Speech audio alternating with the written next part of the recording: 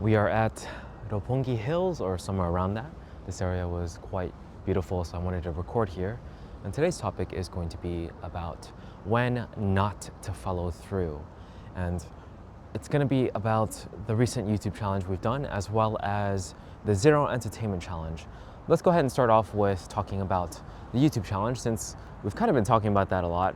But basically, the challenge was to create a video for 30 days, every single day. And they were based around just, well, I think that's really all there is to it, but it was supposed to be meant to get more views and stuff like that for the main channel. But at a certain point, I realized like it was really difficult. Like this challenge was definitely really difficult and it took a lot out of me. I made a video about how it basically almost burnt me out. I kind of feel like it sort of did burn me out in some ways, but I'm still able to create. I'm not like fully burnt out. I just feel tired, like not really focused on it anymore. So now that it's done. And a part of that is because, you know, it was difficult. And I feel like the results were really, really not great. So that's one of the reasons why I feel like I should have pivoted soon after seeing maybe like the first weeks of videos not perform well. As soon as that happened, I should have been like, okay, there's clearly something slightly wrong with the strategy. Maybe even like 2 weeks in, that would have been good still. Basically before I had food poisoning. And maybe the food poisoning also was a sign that I should have, you know, taken a break, but I didn't. So it happened the way it did, but when I look back, I think there were certain points where, for instance, I could have pivoted towards making a short every day, like a short form video every day instead, which would have been probably easier because I wouldn't need to think about thumbnails or titles as much and mainly think about the content itself. Also, I'd be working on a form of content that's has more potential for actually going viral, because the algorithm for TikTok and YouTube Shorts, Instagram Reels is generally better for long-form content on YouTube.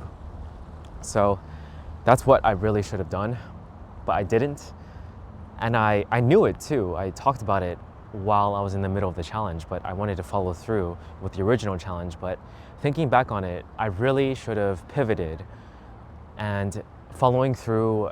Yes, it proves that I have the strength to follow through, but it doesn't really give me the results I want. And I think it's more important to get the results you want rather than being consistent with the challenge itself, if that makes sense. Like for instance, the 100 push-up and 50 pull-up challenge as well.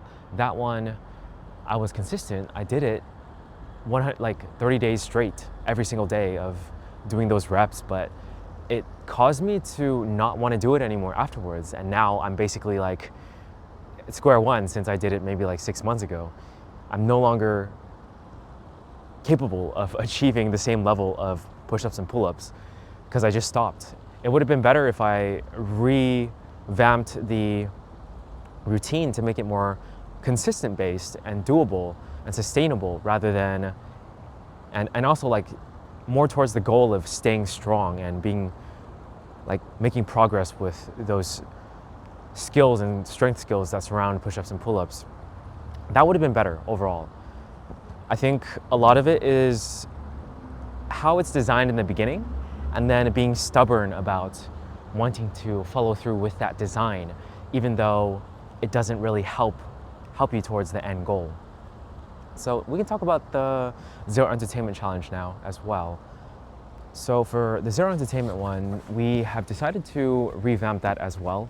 Instead of just doing it straight, you know, like being on Zero Entertainment constantly, what we're going to do is we'll be on it for as long as, like basically as long as we reach a milestone that we want, like for instance, finishing the 30-day challenge for YouTube, then we'll get a 2-day break where we are allowed to watch entertainment, because I do enjoy it. I basically did that recently. I watched Invincible season 3 because my friend was raving about it, and Solo Leveling, the latest season, because I enjoyed season 1.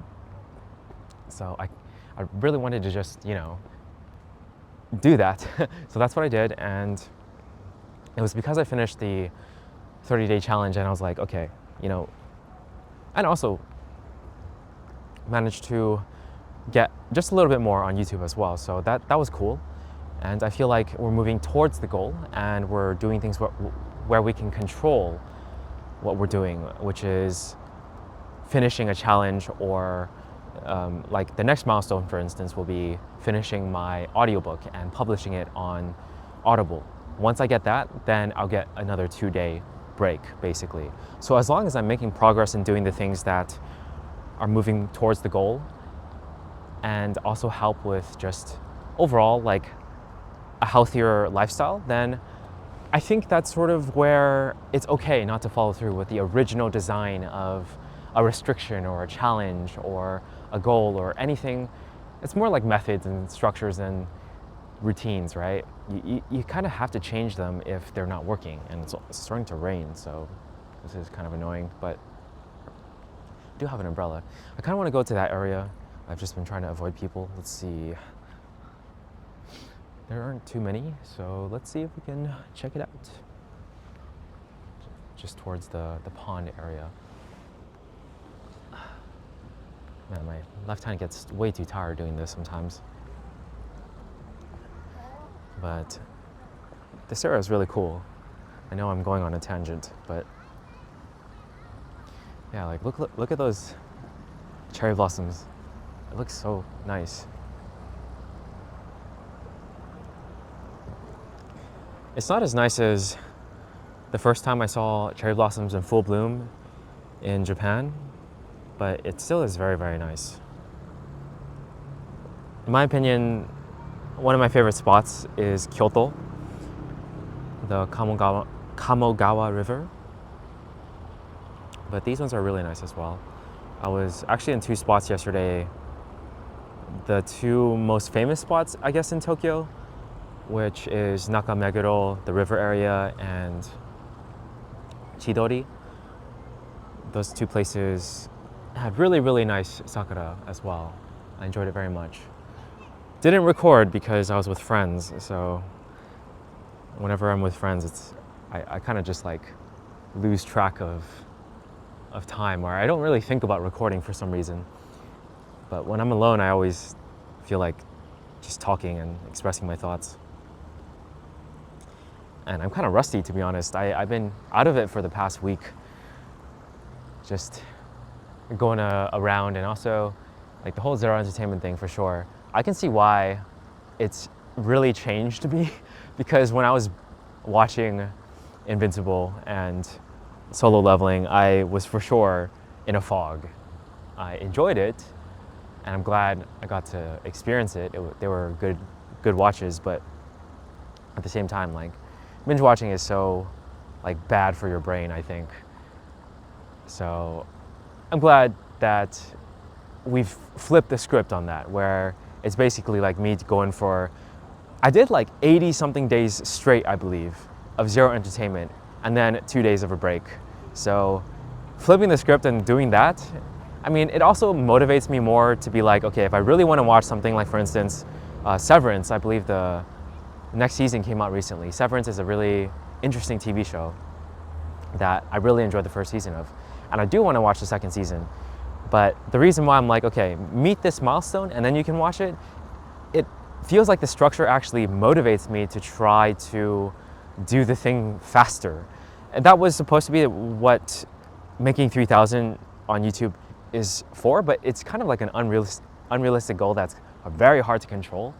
So doing something more like finishing this audiobook, which I have full control over, and then I get to take that 2 days of like watching entertainment or watching Severance, for instance. That makes so much sense to me. It's like, it's a motivating factor that is actually realistic and I know can happen based on like 100% like my own power. So that's how I've decided to restructure the Zero Entertainment Challenge, and I think it's overall just better. And I really don't mind if it's just like 2 days out of, you know, like every 30 to 50 to 60. I mean, this time was 80, but yeah, it makes total sense that it's fine. It really doesn't matter that much, I think. But that's two things. You know, one thing I'm restructuring as I'm still in it. The other thing, I am looking back on it, the whole YouTube challenge, and telling myself I should have pivoted. I really should have. Like, my pride should not be in the way next time. If I do a challenge and I feel like it's not getting me to what I want, to where I want to go, as well as the results that I want, then I should pivot. I should restructure it, basically, instead of being stubborn and trying to follow through despite it's not being effective. I gotta keep my mind on the goal. But that's basically the video for today. Yep, I'll catch you guys in the next one.